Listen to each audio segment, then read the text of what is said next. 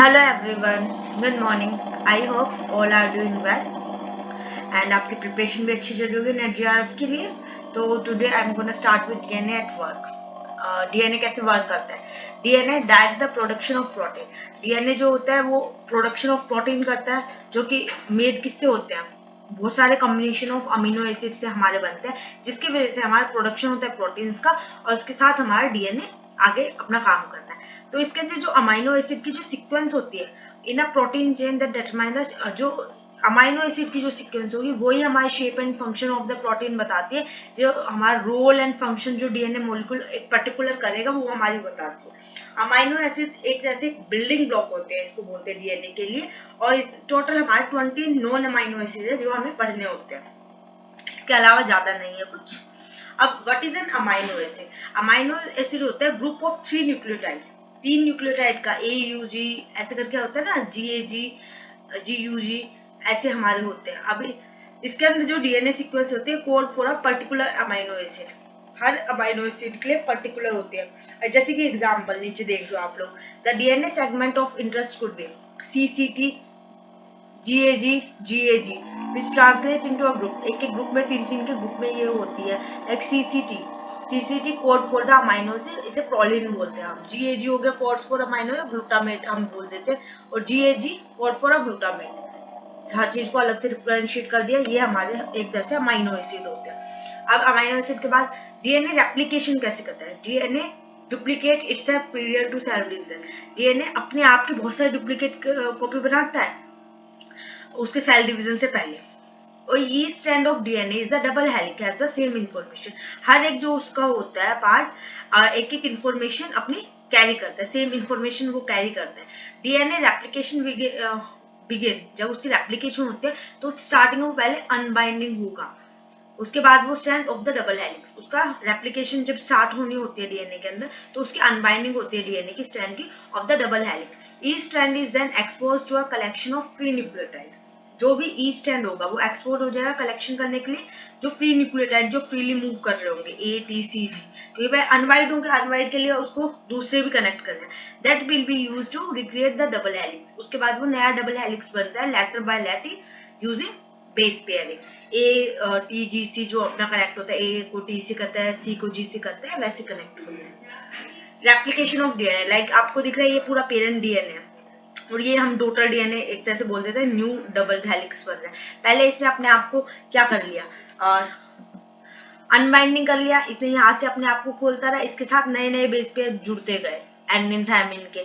ऐसे ही इस साइड नया डीएनए बनता गया, ऐसे ऐसे करके वो रेप्लिकेट, बहुत सारा रेप्लिकेशन हो गए एक उससे अनबाइंडिंग से। इसके बाद many enzymes and protein such as DNA polymerase are involve in unbinding the DNA. बहुत सारे एंजाइम अपना काम करते हैं, सच एज डीएनए पॉलीमरेज एक है हमारा जो कि इन्वॉल्व होता है अनबाइंडिंग करवाने के लिए DNA polymerase. Keep the DNA strand apart and assembling the new DNA.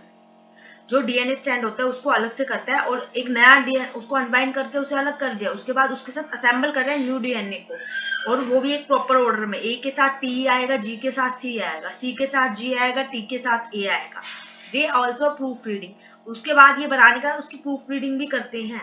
The growing DNA from mismatch base pair which are then replaced with the correct pair. अगर कोई गलती से ए के साथ सी जुड़ गया है, टी के साथ जी जुड़ गया, मतलब कोई भी अपोजिट इसके साथ हो जाता है तो उसको वो प्रूफ रीडिंग करके उसको करेक्ट कर देते हैं, रिप्लेस कर देते हैं नए के साथ। इसके बाद हमारे पीसीआर है पॉलीमरेज चेन रिएक्शन, जो कि किसने दिया था? हमारे कैरेमोलिस ने दिया था हमें given. This is a replication can be done in a lab and PCR is useful in replicating small quantity of DNA। ये हमारे लैब के अंदर हम परफॉर्म करते हैं डीएनए निकालने के लिए किसी सैंपल से। उसके अंदर क्या होता है, इसके बहुत अच्छी खासियत यही है कि स्मॉल क्वांटिटी ऑफ डीएनए को भी रेप्लिकेट कर देता है, और ब्रोकन पीसेस ऑफ डीएनए को भी, अगर क्राइम सीन से ब्रोकन मिलते हैं, थोड़े बहुत खराब डीएनए मिल जाता है तो उसको भी ये अच्छे से वो कर देता है आउटसाइड ए लिविंग सेल। अब for the forensic scientist PCR offer a distinct advantage, बहुत अच्छे एडवांटेज देता है in that it can be amplify minute quantity of DNA many millions of time. हमें थोड़ा सा भी डीएनए मिला है तो उसे मिलियंस ऑफ टाइम हम उसकी कॉपियां बना के उस पर काम कर सकते हैं। अब लाइक ये हमारी पीसीआर की एक सीक्वेंस है, आए हुए हैं इसमें भी क्वेश्चन, इसकी सीक्वेंस पूछ लेते हैं, इनका टेम्परेचर पूछ लेते हैं, तो आप लोग ध्यान से देखना या नोट डाउन करके रिमेम्बर करने की कोशिश करूँ। पहला जो स्टेज होता है, ये हमारा डीएनए हमें क्राइम सीन पे मिला है, उसे डीनेचुरेशन करते हैं 90 डिग्री सेल्सियस के टेम्परेचर पे हम उसे रख के। उसके बाद हम उसे प्राइमर एनालिन करते हैं। पहले उसे डीनेचुरेशन कर दिया, उसे अलग अलग कर दिया, उसके बाद उसे प्राइमरी हमने वो कर दिया। जस्ट अ सेकेंड में पानी पी लूं।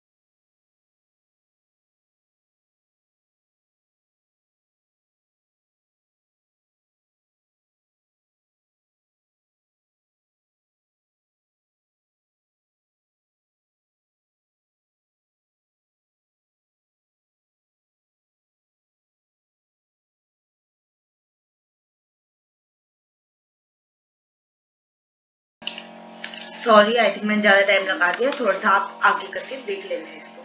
इसके बाद जो हमारी डीनेचुरेशन, उसको 96 डिग्री पे उसने कर दिया डीनेचुरेशन, उसको अलग अलग कर दिया। उसके बाद हम प्राइमर एनालिंग करते हैं, जो कि हम 55 डिग्री सेल्सियस पे करते हैं, मतलब 40 से लेके 60 डिग्री सेल्सियस पे हम एनालिंग करते हैं उसकी। और उसमें जो होता है हमारा, जो भी हमने जो सेपरेट किया है उसके साथ जो डी एनटीपीज जो होते हैं, डी एनटीपीज वो उसके साथ कनेक्ट हो जाते हैं। हम बोलते हैं ना, हमने आप लोगों ने क्लास में पढ़ा हुआ डी एनटीपीज के साथ वो अपना कनेक्ट हो जाते हैं। उसके बाद प्राइमरी एक्सटेंशन होता है, जो कि 72 डिग्री सेल्सियस पे होता है, जिसमें क्या होता है, जो हमारा टैग पॉलीमरेज है, टैग पॉलीमरेज वो अपनी कॉपीज बनाते हैं और जो रिपीट करते हैं हम इसको 25 से लेके 35 बार, क्योंकि हमारी 2 मिनट के अंदर ये 30 साइकिल बना देता है। हमारा जो इसकी रिपीटिंग इसकी जो क्लोन बना रहा है, कॉपीज बना रहा है टैग पॉलीमरेज की, इसके बाद ये अपनी कॉपीज बना रहा है। Result after 1 cycle of DNA molecule double, एक साइकिल के बाद जो होता है हमारा डीएनए मॉलिक्यूल डबल हो जाता है। तो हमारे 2 मिनट में हमारे 30 साइकिल हो जाती है। रिमेम्बर, ये इस टाइप के क्वेश्चन एग्जाम में जरूर आते हैं।